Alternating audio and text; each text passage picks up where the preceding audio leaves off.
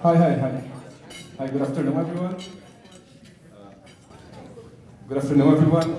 From Chicago. It's actually a beautiful spring sunny day, and thank you very much for joining us. I'm Filippo Lancieri. I'm a postdoctoral fellow at the ATH Zurich Center for Law and Economics and a research fellow here at the Stigler Center. This afternoon, we're happy to host a conversation between the Honorable Jonathan Kanter and Professor Tommaso Valletti. Before we begin, I would like to please note that we are on the record and live streaming, and we also post this event later on our YouTube page. If you have any questions for the speakers, we will address them in the last 20 minutes or so, and Tommaso will take care of it. As usual, the views expressed by our guests are their own and not those of the Stigler Center or the University of Chicago. It's always important to make these disclaimers. And we hope that you'll join us for more upcoming events, so please check our website for more details, as well as the Stigler Center's publication, promarket.org, and our Capitalism podcast. And now I'll just briefly introduce our speakers. The Honorable Jonathan Kanter is Assistant Attorney General for the Antitrust Division of the U.S. Department of Justice. And throughout his career, Mr. Kanter has been a leading advocate for strong and meaningful antitrust enforcement and competition policy. He has been a partner in the DC office of 2 national law firms, and he was the founder of a boutique antitrust law firm dedicated to promoting antitrust enforcement. And he actually began his career in the FTC, so all around the board. Yeah. Tommaso Valletti is the professor of economics and the head of the Department of Economics and Public Policy at the Imperial College Business School. He's also a non-executive director to the board to the Financial Conduct Authority and a director of the Center for Economic Policy Research. And before, Tommaso was also the chief economist of the European Competition Authority. And now, without further ado, I'll give it to your speakers. Thank you very much.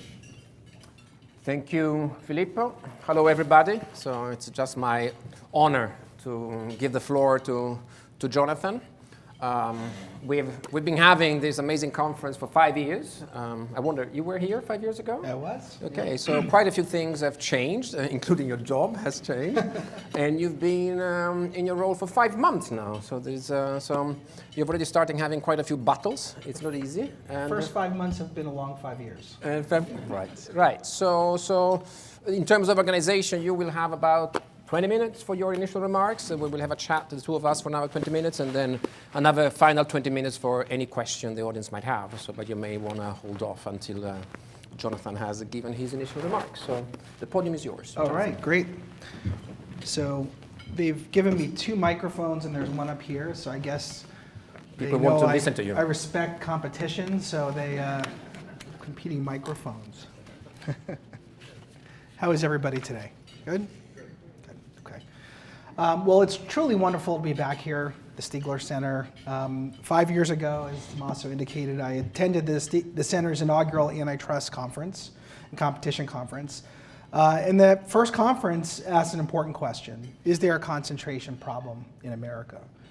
In retrospect, that particular conference functioned as a critical inflection point in the conversation regarding corporate concentration and the state of antitrust more broadly. A conversation that we're still having today, but against the backdrop of a dramatically different enforcement and political environment.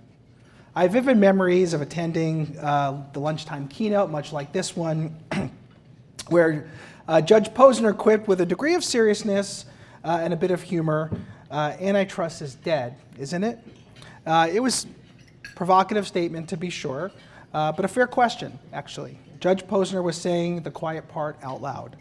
Indeed, the purpose of the conference was in many ways to assess whether antitrust still had a pulse and whether it could be nursed back to health. Turns out that antitrust was not actually dead. If anything, the patient was on the table and receiving open heart surgery. I'm pleased to report that the patient is alive and well. The prognosis is good. Antitrust enforcement is on the mend, cared for and supported by a broad, bipartisan coalition devoted to its rehabilitation and full recovery. We're not completely out of the woods yet, though. Now we have a distinct opportunity, of charting a path forward.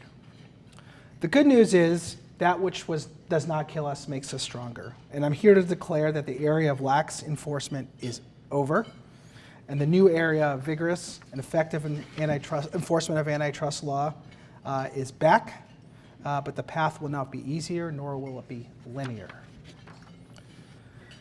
With the remainder of my time today, at least the prepared remarks, and then I look forward to answering questions from Tommaso in the audience, I would like to outline what I see as 5 pillars of effective civil enforcement. These are not exhaustive, and although I'm heartened by the productive discussions taking place in Congress to clarify our antitrust laws, Americans cannot afford to wait for new legislation to combat our competition crisis. These 5 pillars, which are by no means exhaustive, as I noted before, focus on enforcing the laws that we already have, as Congress wrote them and as courts have interpreted them for decades. First, recognize that the purpose of antitrust law is to protect competition. Second, change the language of antitrust so that it empowers all Americans to participate. Third, adapt antitrust to address market realities rather than relying on static models and assumptions. Fourth, revive enforcement of Section 2 of the Sherman Act. And fifth, litigate cases to decisions so that the law can develop. Each of these 5 pillars are worthy of their own discussion or perhaps conference, but I will take my limited time here today just to summarize them a bit, and then we can discuss as appropriate. The first pillar is to recognize that the purpose of the antitrust laws is to protect competition. The heart of our national economic policy, which is what the Supreme Court said in Standard Oil v. FTC, long has been faith in the value of competition. Yet somewhere along the way, the antitrust community lost its North Star. Over time, antitrust enforcement turned into a mathematical exercise focused on measuring welfare trade-offs rather than trusting in the benefits of competition. We took up the impossible challenge of quantifying often unquantifiable welfare effects and speculative efficiencies down to the last decimal point. On the basis of those calculations and projections, the antitrust community took it upon itself to decide who should win and lose rather than allowing competition and competitive markets to govern that determination. The problem, though, is that standards about measuring welfare trade-offs turn antitrust into a narrow and technical exercise that often overlooks the realities in our economy. Antitrust law is about so much more. To paraphrase the Supreme Court in Northern Pacific, antitrust promotes material progress, quality, and innovation. At the same time, it supports our democracy and preserves a society of choice and opportunity. Antitrust helps make us both prosperous and free. We usually cannot measure and quantify all of these values, of course, but we can promote them the way that Congress intended, by protecting competition and by protecting the competitive process.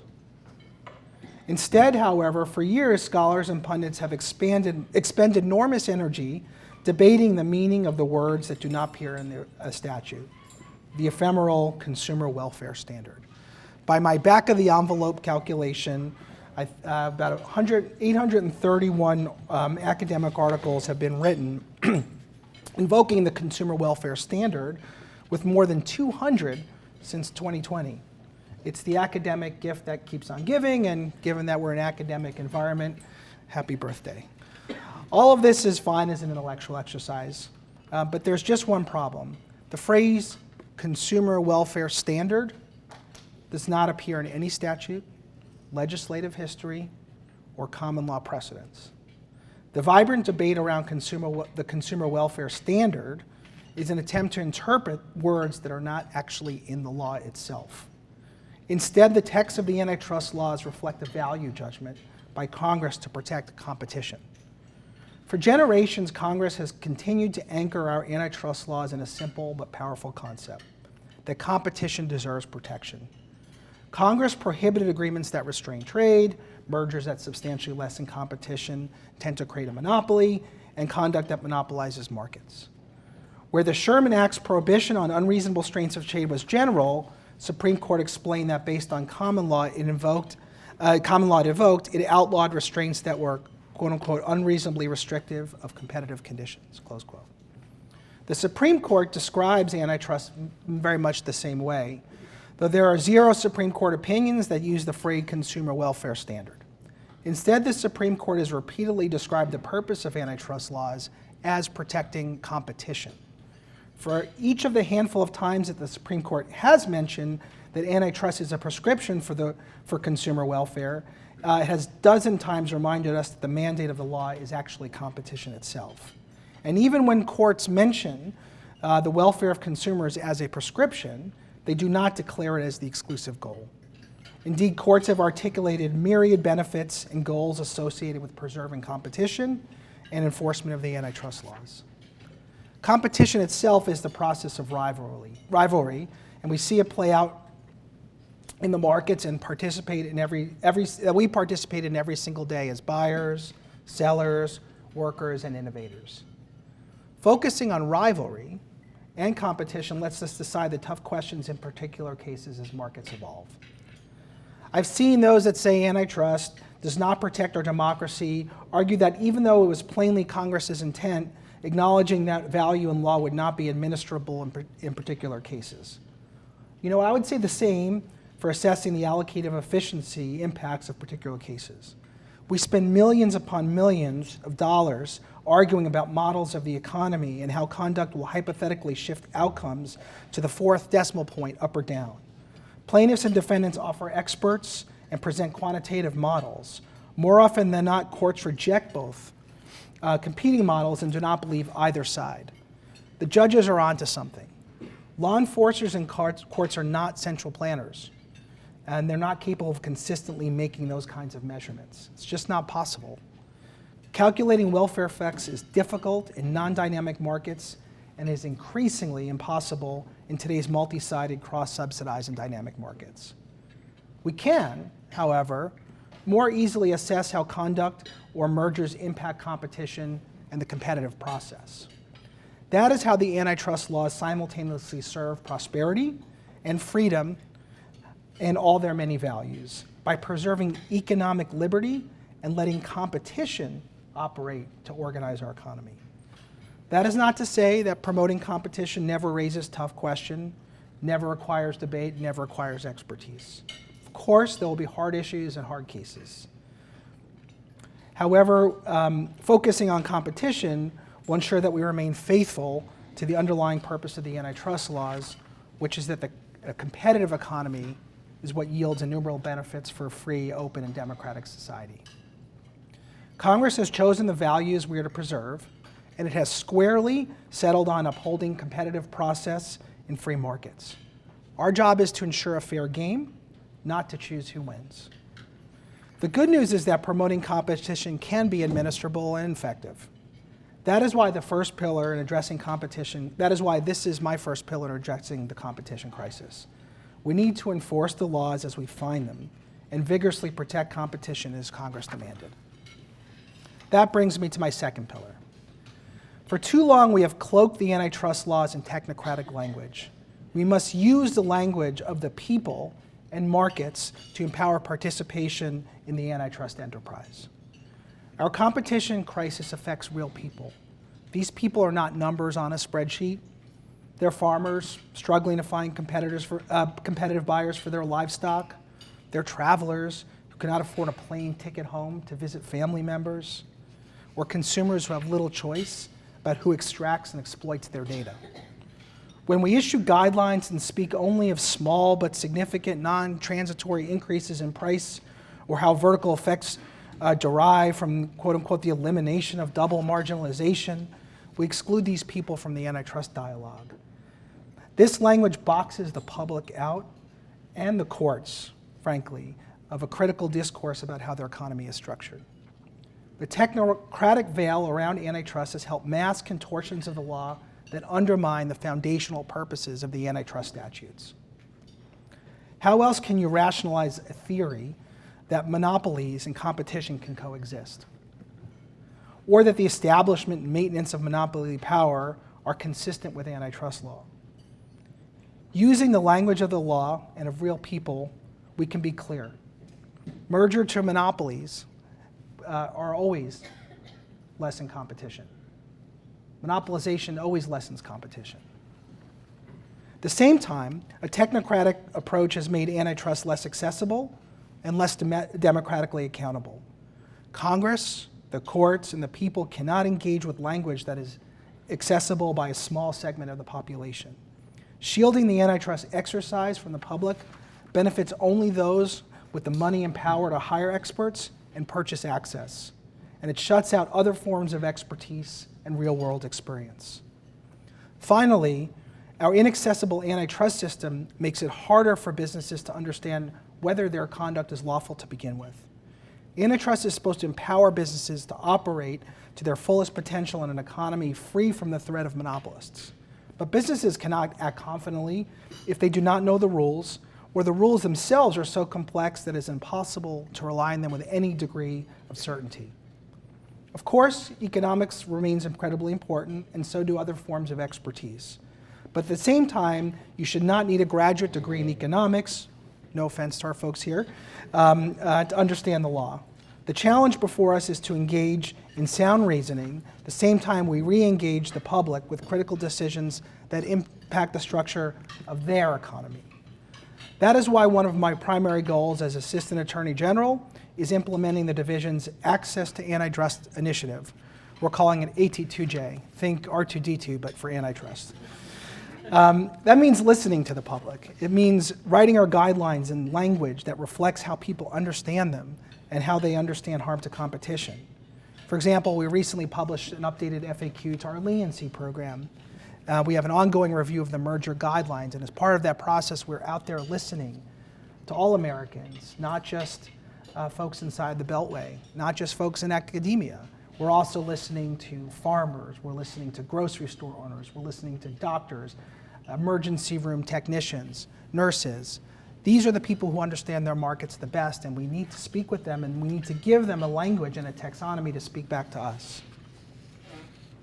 The third pillar is to focus on competitive realities of today's markets. The digital revolution has brought about a change in our economy, a change that rivals the Industrial Revolution. We must acknowledge that new market realities demand new approaches to competition enforcement, and we need to update our tools to meet the facts, not try to contort facts to meet out-of-date tools. The changes in our economy are not confined to digital markets, of course. The internet revolution, the advent of big data, the new ubiquity of connectivity have transformed our entire economy, from finance to healthcare to energy to retail and so on. Now you can order your ticket online in advance, interacting with in seconds, or if not milliseconds, with dozen or more interconnected businesses across the economy. Businesses are harvesting more data as a result, and gatekeepers are growing in strength, and automated decisions are changing business paradigms forever. Just as our economy evolves, so must the tools we use to understand our economy. In the absence of evolving our tools, not only will we not be effective, we will be destructive.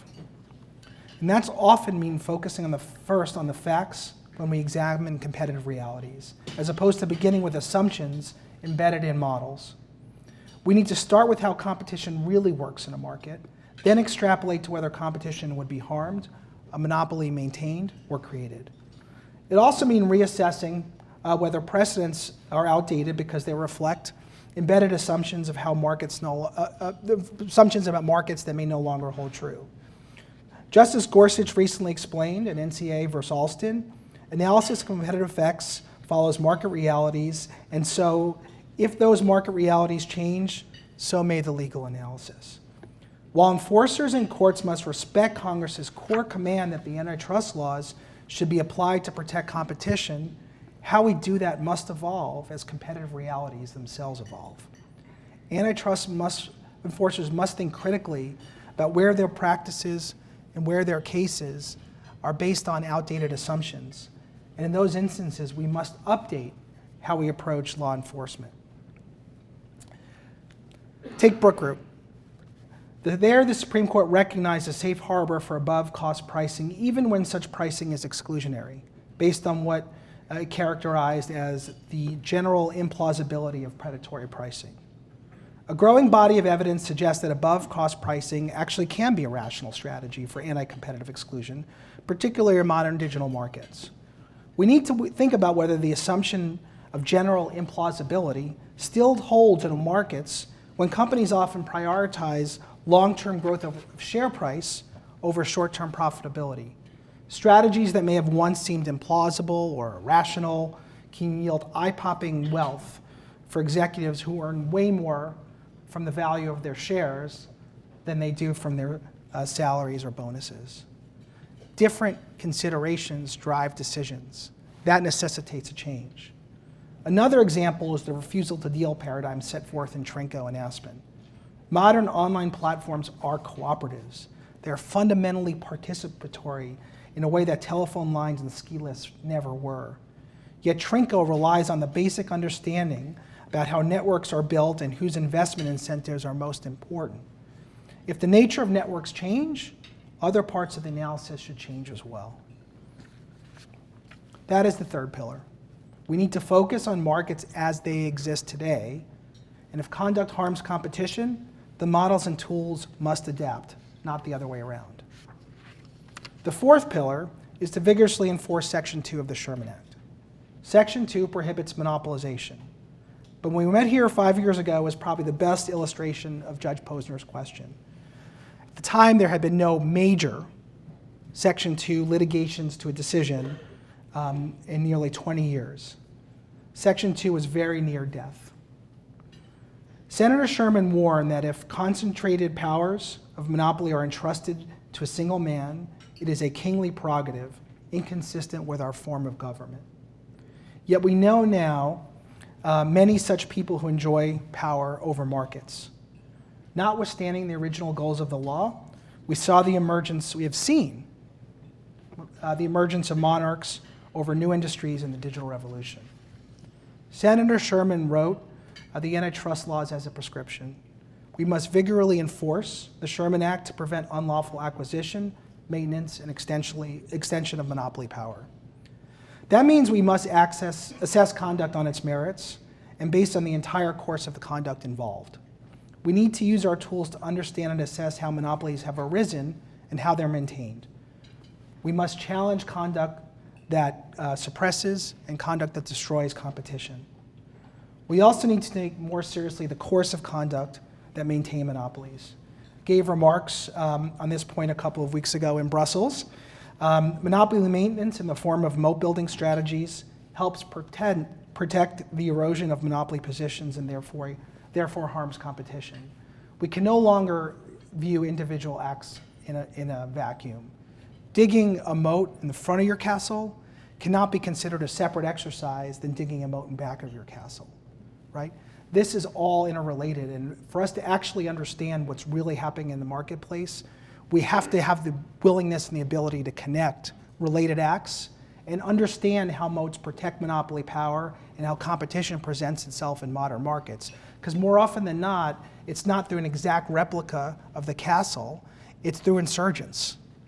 And allowing those insurgents to thrive in a free, durable, and uninhibited way, that's competition in a modern market.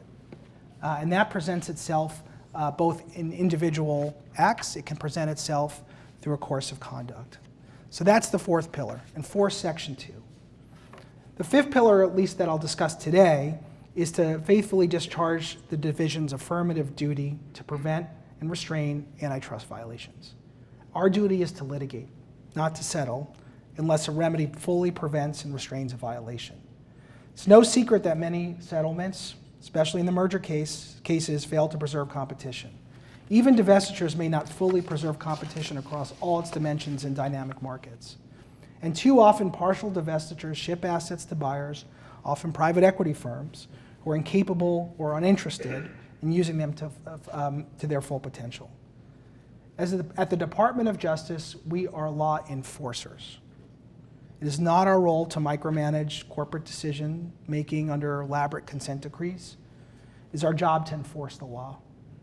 And when we have evidence that a defendant has violated the law, we will litigate to address the entire range of competition, harm to competition. And in mergers, that will almost always mean seeking an injunction to stop the anti-competitive conduct and block the anti-competitive merger. But my emphasis on litigation is not just about institutional competence. It also supports the goal of ensuring that the language of antitrust reflects how people think about competition and ensuring that the law keeps pace with market realities. If we do not bring cases, the law will stagnate. Even as our economy undergoes revolutionary change, over-reliance on settlements will leave us governed by yesterday's law. We need to bring cases to enable courts to wrestle with the realities of today's markets and ensure that antitrust law is fit for purpose. That is point 5, litigate. Congress designed antitrust law to play out in the courts, before judges and juries in an open forum. So I want to end my prepared remarks by reflecting on my duty. I swore an oath to uphold the antitrust laws. And just last week, I appeared before a federal court in Denver, where I explained just how seriously I take my obligation to protect the American public. Antitrust is a kitchen table issue. The public depends on us to police the channels of commerce against collusion and monopoly. When we fail, families struggle to afford groceries. They earn lower wages. They lose control over their own private data to dominant platforms. The American dream slips away. That is why the Department of Justice must zealously protect competition. I'm hopeful, with a healthy diet, steady exercise, regular checkups, I have the feeling that the patient will continue to live a long and healthy life. And I look forward to doing the work.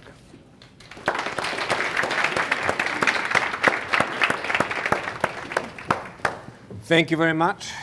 Thank you, Jonathan. Although you said there are many other pillars, I'm sure this will go through as the 5-pillar speech of Jonathan Kanter, and there will be many articles that will be written about it, trying to dissect what you said.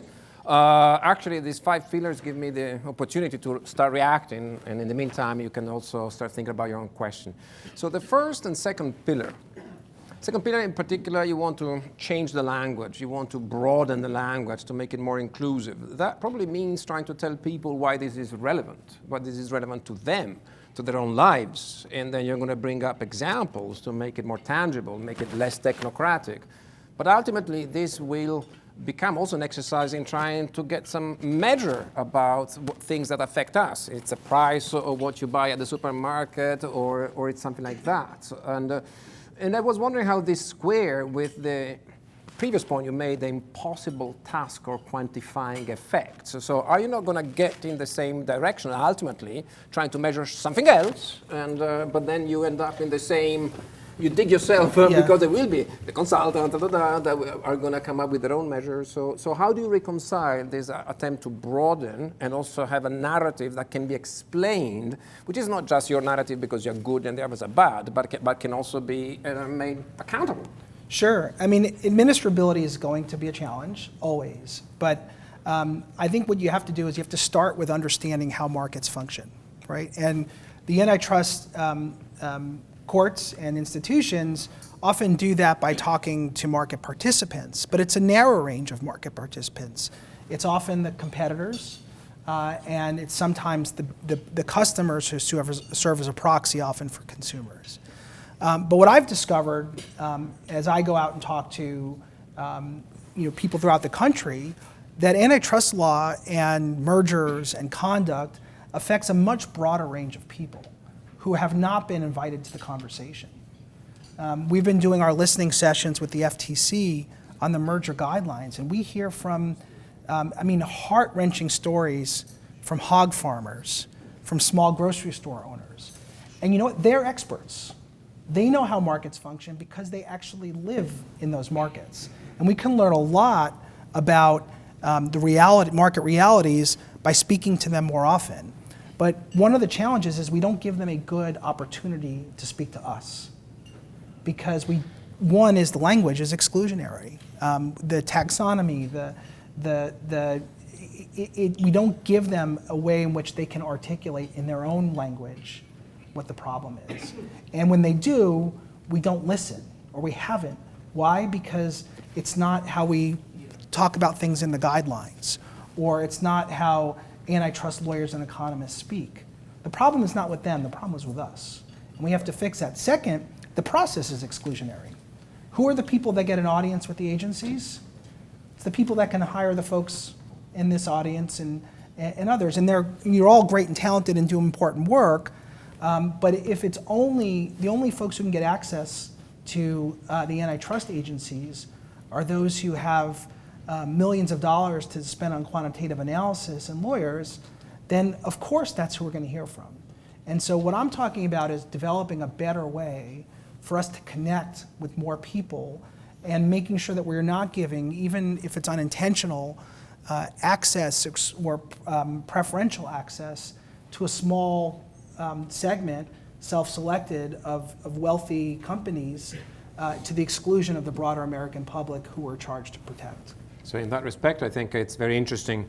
I think Matt Stoller, I don't know if he's still here, said that about 20 years ago, I don't remember the specific day, there were comments that were sought for some changes in some guidelines, and the DOJ received, I don't know, 20 comments from economists and consultants, and now a similar process has attracted 4,000 comments, which means that some I think of it's that, close to 5 now. okay, now it's close to 1,000 yeah. and counting. So that's, but in terms of your own resources then, you're going to listen, that's great, but you also need that kind of, you need resources yourselves. And so, and I don't know, do you have the resource, and also the skills. Who's going to look at that evidence? Who's going to talk? I mean, are you going to have experts in every market? Or are you going to, you're going to have more economists, more lawyers? Or I don't think so. Or are you going to, what are the people that you need in the agency? Yeah, so the antitrust agencies have been chronically underfunded and under-resourced. I think that's something that I've heard across the political and academic continuum. The Antitrust Division, we have 350 fewer people today than we did in 1979. 1979, and think about how different our economy is today, how much more complicated our cases are, how much more evidence and data we have to ingest. That is not, the mark of an agency that has been appropriately funded to do its job. So we are forced to use the minimal resources that we have as effectively as we can. Since arriving at the Antitrust Division, I have always known that the level of talent that exists there, but I've been blown away. I've been blown away by the passion, the commitment, from top to bottom, every corner of the division, but we need more. And I'm pleased that the President's budget for fiscal year 23 would give it a significant increase, but it's a start. It's not where we finish. We need to get back on the trajectory that we would have had that funding stayed constant after 1979. Also, the demands on us are greater than they've ever been, and people want us to do more. And this is a bipartisan issue in Congress, in the public, but to do more, we need more. And you asked about what kind of expertise and skills do we need? More lawyers to litigate, more economists, but we also need other kinds of expertise, right? We need data scientists, we need engineers, we need agriculture experts, we need healthcare experts, we need management consultants who can help us interpret what we're seeing in our documents. We need the kind of expertise that can go toe-to-toe with corporate America, but and we don't have that right now, and that's something we're working to build, and it's a very high priority for me personally to make sure that we have that level of expertise so that we can keep pace. I want to briefly touch upon your fifth pillar. You want to litigate, but then you have to deal with the courts. And recently you lost 2 cases. One was this chicken price fixing, and the other one was some poaching of workers. And so you lost. And so I would like you to comment on what's your take out of that, and perhaps on what's being called the chicken shit problem. Can you explain the audience what the chicken shit problem? Yeah, so I'm here to declare that we are not part of the Chicken Shit Club, which if folks want to look up the excellent book by Jesse Eisinger, who I believe was here during the first Stiegler conference. Let me make a few remarks, and is that those cases were not an example of the courts disagreeing. In fact, both of those cases, which were extremely important programmatic cases establishing that harm to workers is an antitrust harm, survived motion to dismiss. They generated courts that say, these are legally sound cases. We won those decisions, right? What happened is a jury, in one case, didn't convict. In the other case, convicted only on obstruction of justice, not on the antitrust charges. So we're going to continue to bring the cases. We're not backing down. In fact, sent out an email to our team telling them they had an assignment, which was to find the medium of their choice. For me, it's vinyl. Pump up Tom Petty's I Won't Back Down. Turn it up, put it on repeat, dance like nobody's watching, and sing out loud over and over and over again. We're not backing down. But I also want to make sure I get out ahead of the point. These were, in terms of establishing viable precedent, these cases will most often be cited in our favor going forward because the courts agree that antitrust harms that affect workers are actionable antitrust harms. Wage fixing is no different than price fixing to consumers. This is a legal principle that we established as a result of these cases. These cases, which started before I got there in the last administration, were courageous. And the team that brought them forward believed with every fabric of their being that they were good for workers, and they were, and we succeeded in proving that point. Going forward, we're going to continue to work to make sure we can bring these cases to juries and we can hold criminals accountable, but I'm extremely proud of the work that the Antitrust Division has done here. Okay, so you lost, but you won, so that's an interesting take, and we will see going forward. I need to ask a few questions about the role of economics. There is a huge debate. There is tension. There's been tension this morning in this conference. There is a lively debate trying how to move, whether we were helpful or useless, and there are self-reflections, as you know. And I'd like to ask you two related questions. What are the topics that you think economists, well, one question in fact, which ones are the topics where you think that the work of economists should concentrate on in terms of being helpful to an agency? So I have a couple of things in mind, but I may be wrong. One is conglomerate mergers. We talk a lot about those, but we do very little. And economics has been very narrow, dissecting small things, little vertical foreclosure theories, but not understanding the bigger picture. So perhaps a different type of approach to conglomerate mergers through works of economists. The other one is reintroducing the forbidden word of structural presumptions that economists in the past helped to basically abandon, but I wonder whether economists could resume some of those. But in general, the question is, can economics be helpful, and how? Expertise is always helpful, right? And I think it's important to take a step back. Economists, just like other forms of experts, help us understand markets, help us understand what we're seeing. But the problem in the United States has been economics has been used to address questions of law, not to address questions of fact, right? And so when you think about what I was just talking about with Brook Group or Trinco or Amex, the courts are trying themselves to be economists, and they can't do that. They're trying to take economic principles, static principles, embed them in legal decisions, and have that become the law of the land without going through Congress. These are value judgments. Economics, just like other forms of expertise, should help us understand what we're seeing in any case and help us interpret the facts so that we can enforce the law, not to write the law itself. If Congress wants to consider economics when writing the law, there's a process for that. That's how a bill becomes a law. There's a whole song. You probably don't know it, but I can, I'm sure plenty of people here can sing it for you, Tommaso. And your bill on Capitol Hill. It's, it's I think, you know, at a minimum, understanding that there's a difference between embedding these principles in law and using them to address questions of fact. Second is, we've lost the independent expert, right? Often folks will come in and talk to us and they'll say they're experts. But they're not experts. They're lawyers with PhDs, right? They come in and they're smart and they can give us evidence, but it's just that, it's advocacy, right? And I think we've lost the purity of the expert. And so we're no longer depending on expertise to help us understand problems.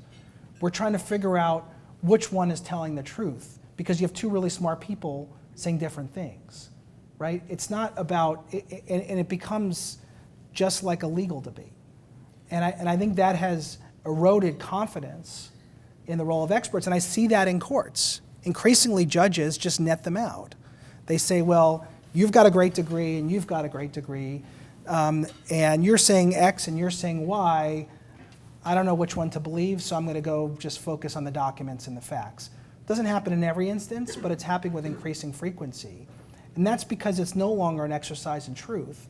It's an exercise in who is paid to say one thing and who is paid to say something else. And why don't you then try to set, I don't know what's the right term, like a working group where you invite the academics. There are many which are independent, there are many which are very open and progressive, and they are not involved in any, and there's many are in this room, in fact, but they need to have access to you to understand your problems, and you need to have access to them to understand what is the kind of economics they're doing. We do that. We have. That's why we have our own team in house, and they're excellent.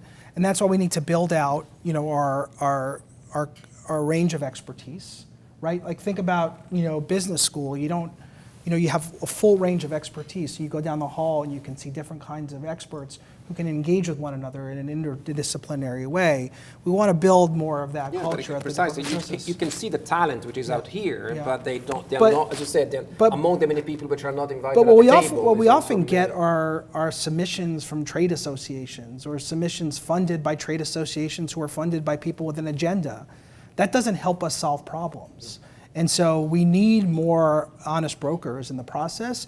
It's getting better, but when everyone's coming to you, like I sometimes joke with my friends who are economists, and believe it or not, I have friends who are economists, many, and I have deep respect for what they do, and they're so important to what we do. But I joke that the economists believe so much in incentives, except when it applies to economists. We said that this morning, actually. Yeah, and so that I think it's fine. These are intelligent people making intelligent arguments, but it's advocacy. And I think we need to start being honest about the difference between advocacy and expertise, because there is a difference.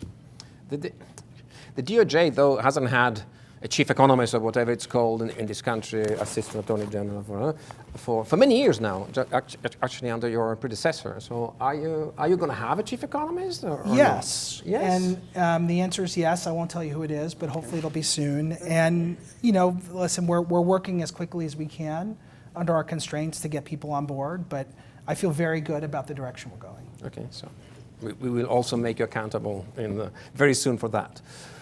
Couple of more questions I have. One is about revolving doors. Again, I just bring my own experience. The last time I was, my official capacity in the US was at the ABA meeting in spring 2019.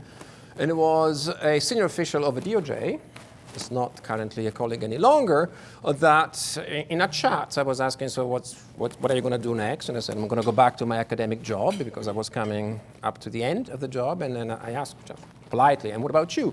And he's very American, very bluntly said, I'm here, I'm waiting for the right offer from a big law firm. And I was a bit shocked. And when he looked at my shock, I said, he wanted to justify himself. I've got 2 kids in college. And I didn't find that was a good enough reason. So it's a problem, revolving doors, isn't it? And it's part of all the culture change and also the people that you work with. How do you motivate people? Obviously, you cannot command salaries from the private sector, but how do we react to that? You motivate people by empowering them. Yes. And so a few thoughts here. First is, we need to develop, and I see this happening on a daily basis, and I find it extraordinarily encouraging, a new crop of mission-driven thinkers, advocates, who care about outcomes and are not thinking about, revolving door. Second is, not just talking the talk, but walking the walk. My front office is still coming together, but let's look who's in there right now. Our principal deputy, Doha Meki, who's just absolutely wonderful, was promoted from staff. Hidal Doshi, who's out there, one of our deputies and chief litigators, came from a U.S. Attorney's Office. Carol Sipperly, another one of our deputies and one of our head litigators. She was with the Antitrust Division, a career prosecutor, Southern District of New York, also Main Justice. Eric Posner's there from this fine institution. We're bringing in different voices. Different voices mean different perspectives. And different perspectives are the way you deal with addressing these kind of revolving door issues. It can't be the case that the only people who are qualified to work in the antitrust institutions are law firm partners. I think we all agree about that, but I think it's important to make sure that we are welcoming that diversity of viewpoints and experiences when we build our teams. And the last question I have, and then I'll open to the floor, is I bring a European perspective, and when it comes to one of the big topics of this conference, it relates to big digital platforms. And Europe was at the forefront of this fight using antitrust, but also Europe realized how difficult it is to find remedies, to enforce remedies, and there has been a realization that antitrust failed in the European domain when it comes to antitrust enforcement against digital platforms, to the extent that we as Europeans, we are more inclined to go towards regulation, and we have developed now a regulatory approach. Something similar is happening here with some bills which are being discussed, and I want to know your perspective. So first the European approach, recognizing how difficult antitrust is, and is that leading also the US towards more regulation in that specific domain? We'll see. I remember my first time at the conference, in the initial conference, I was on a panel, and it was alongside many other brilliant people, including Dennis and Austin and Kevin and others. And I remember saying, and I'll pat myself on the back a little bit, not to gloat too much, but that if we don't,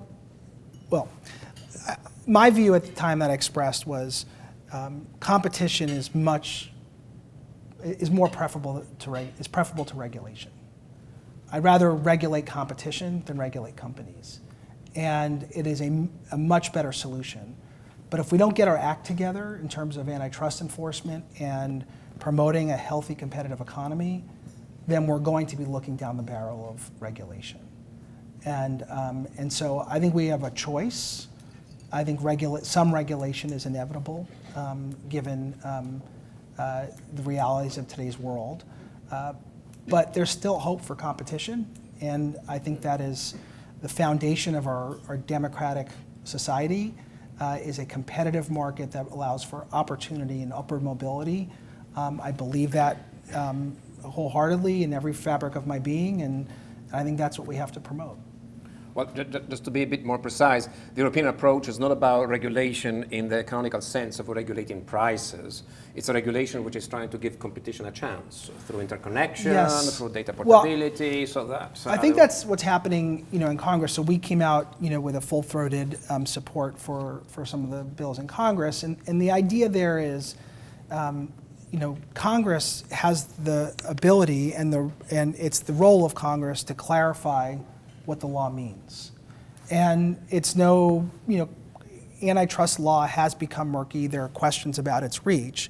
And so I view clarifications by Congress of what the antitrust law means, not as regulation, but as law enforcement, and giving courts more guidance as to how they should enforce the law. So it's a very similar point of view in that sense. So great. We have some good time for questions. Maybe, I'm sure there will be many. So I'm going to perhaps collect 2 or 3 at a time. And then, so this gives also Jonathan some time to think about the question. And I'll start with Steve. If there's anyone else, also raise your hand. Steve and then Christina.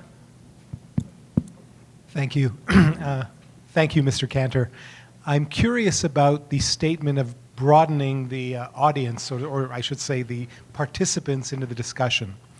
And it was very broad, so I'd like to use an anecdote just to understand what you mean by a more holistic and broader approach, if I may.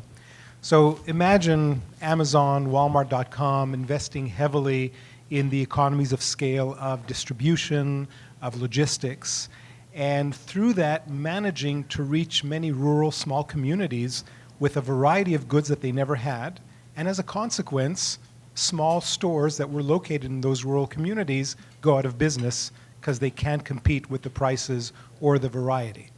So now you have a contingency of people who are clearly losers, and many small people who are buying more stuff, which we could argue whether they need to, but at cheaper prices with more variety. If not for economic models, I'm curious, how will you manage those trade-offs? Who will come to the table? In what ways will different participants get different weights?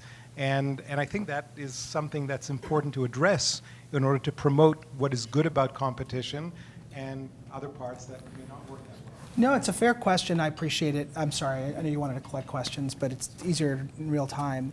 I'm not saying that first of all, I've not said, and I just want to be very clear, that we should not have any input from economists or people who understand or have models. What I'm saying is we can't make our decisions just based on our assumptions. And we have to broaden the dialogue so that there are more participants. And so when trying to understand the answer to your question, I'm not going to speak to any specific example or any specific industry. What I'll say is we need a mechanism to make sure we're having a conversation with everybody, right? And then we need to figure out and do the hard work to figure out how we measure the different points of input against the backdrop of what we're required to do by law. But we won't figure out a way to do that unless we try. And I think what we've evolved into as a practice is not in a necessarily always a destructive way. Well, take this step back. Even sometimes unintentionally excluding voices from the conversation. And so, because we have lights that are shining. You know, there's a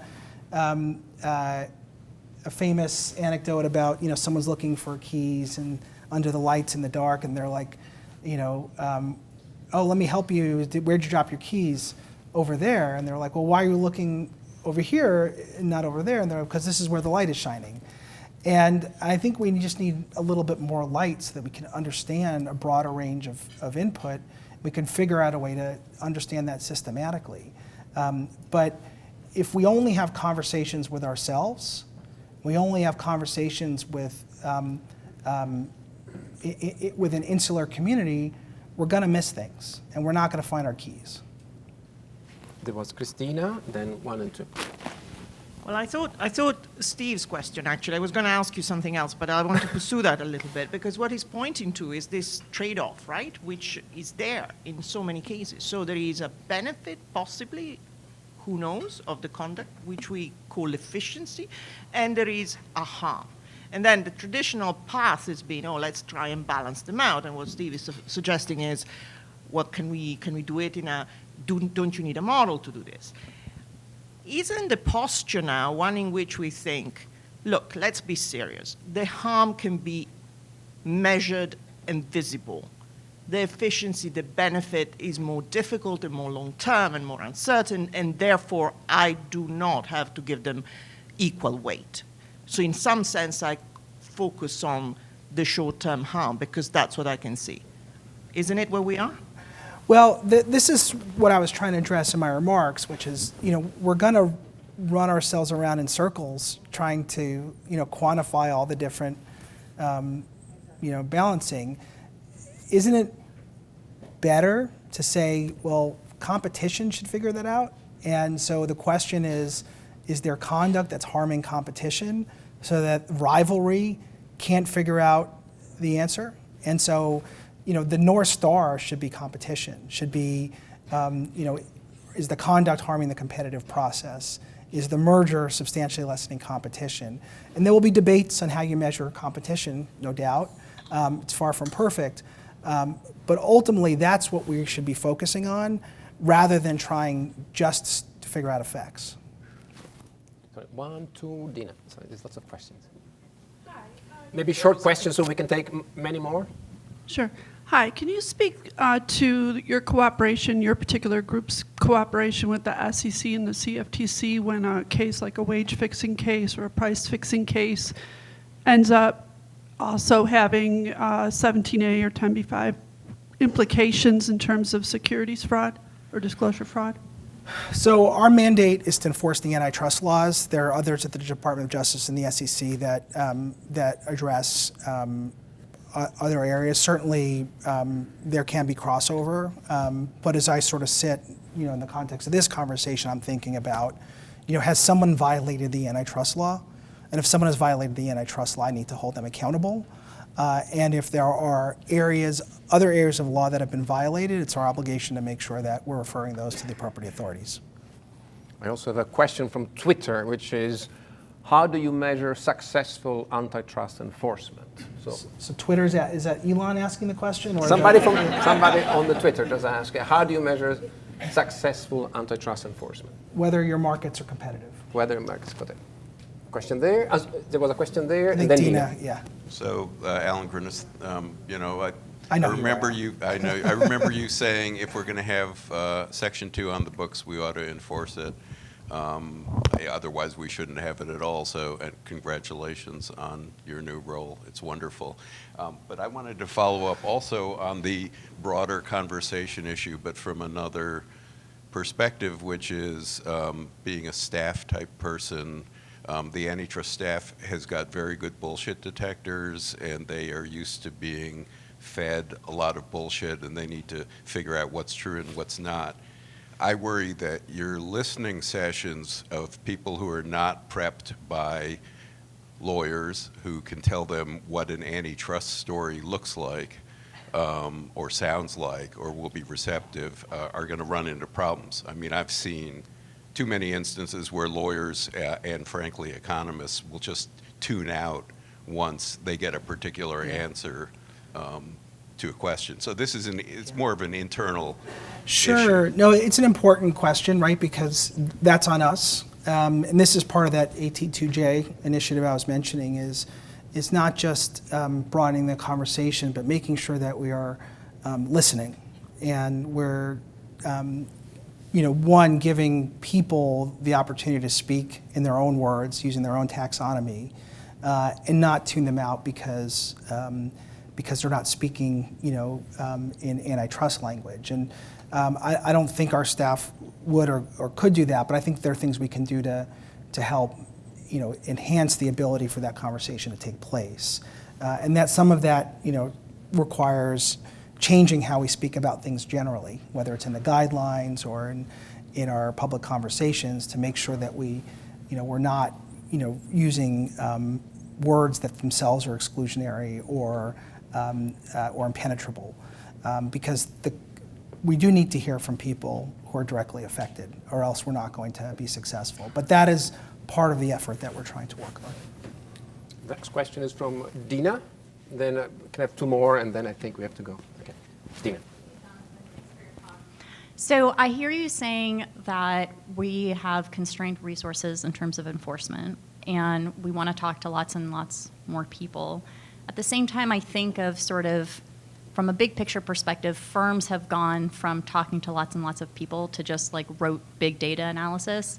Do you think that antitrust enforcement in the future might mandate corporations to turn over data in a very privacy safe way, as they're expert at? And then, enforcement sort of migrating to just data analysis? Yeah, I think it's we need to remember that the data is designed to reflect what human beings think, and to do that we have to have an opportunity to connect directly with humans. But data is a big part of what we do, and I think in order to adequately understand, ingest, and use data to help assess market realities, we have to have the level of expertise and tools available internally. And I think that's something that we're trying to build. So yeah, I think as information becomes more readily available and more sophisticated, we'll use that information in a sophisticated way. It's not just about listening sessions, but what I do want to make sure that we do in the process is we don't get so focused on spreadsheets or whatever the analytical tools we're using, that we forget that they're people, that those numbers reflect people, and we need to make sure we have the ability to understand the views of those people, or understand when the numbers on the page, may not necessarily reflect the actual views of humans. And I think it's a tough thing, and it's going to be harder as the volume of information gets greater, and the more companies rely on data and AI and other tools, machine learning, to understand realities. We're going to have to dig into that too. So my view is we should use all the tools in the toolkit, but that means all of them. I will take the last two questions together, so there is a chance you can address both. And then I'm sorry, I will need to go to a close. First question? Yes, General Kanter, very, very interesting. You talked about making guidelines more understandable to a wider variety of people. And isn't possible implication that you want much more simple merger guidelines? Think of the 1968 guidelines, which had strong presumptions about, based on concentration. So are you suggesting really going to much simpler time in terms of big merger guidelines, for example? And the last question is there. Is yours question quick? Hi, yeah, Quick? sort of along those Quick. lines. Okay. You mentioned that those two cases in which juries did not fully prosecute or value, I guess, these sort of antitrust concerns. So why do you think it is that the American public and juries are not as concerned with competition, given all of the benefits that you've mentioned? And a super quick one. Super quick. In 2010, the Antitrust Division was ranked 22nd out of 400 as a place to work in government. And in 2020, it dropped to less than 404th out of 420. So morale has plummeted. If you can't get more funding and you can't get more staff, how are you improving the morale at the Antitrust Great Division? questions. So let me try to hit all of them. To your question, Alden, I think it's premature to say what we're going to do with the merger guidelines. I mean, the whole purpose of having a public comment period and doing listening sessions is to actually get the information and listen. And so we're working through it, and we're doing it in a very honest, determined way. I think what I'm trying to say is that when we ultimately write something, we need to do it in a way that creates a process and uses a language that allows all stakeholders to participate, not just a limited few. Second question is, I think people do get it, right? Just because a jury or two decided not to convict on a specific case doesn't mean that the public isn't demanding more. We're hearing from the public on a regular basis. They want more enforcement. They want help. They want mobility. They want competition for wages. And so that's why we have to make sure we strengthen our resolve. And we are bringing the cases that we believe are righteous, that we can prosecute under the law, and that will make a difference. And they're hard, but if it's worthwhile, sometimes it's difficult, and we're going to stick with it. In terms of morale, so I will say this: I've spent now 5 months at the division. And it's been an extraordinary opportunity to get to know some of the most talented, amazing people that I've ever met, who are totally overworked. But what we're doing is we're empowering our people to make decisions. We're empowering our people to do the work that they're so capable of doing. We're fighting on the front lines for more resources every day. We're fighting to give people more tools, better technology, the opportunity to do their jobs.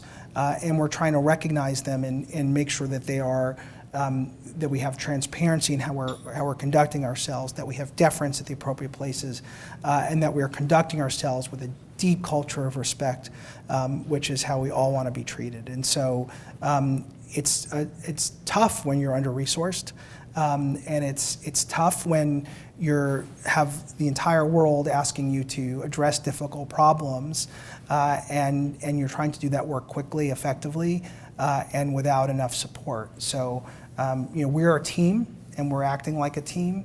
And I can't speak to scores or surveys, but what I can speak to is the tremendous hard work and determination and grit and care and passion that I see on a daily basis, and that inspires me to want to work harder. So you think it'll go up in the next survey? I care about how our people feel. I care about whether they have the tools they need to do the work they need to do. I care about making sure that we can fulfill our obligations to the American public. The scores will come. What we need to do is not focus on scores. We need to focus on the humanity around what we're trying to do. We need to focus on respect. We need to focus on empowerment. We need to focus on representing our client zealously. And we need to focus on giving people the resources they need. Surveys will come, but if you try to manage to a survey, you'll fail. we're not managing to a survey, we're managing to the needs of our people, and we're managing to the needs of our client. Ladies and gentlemen, the 5-pillar speech, AAG Jonathan Kanter, thank you so much.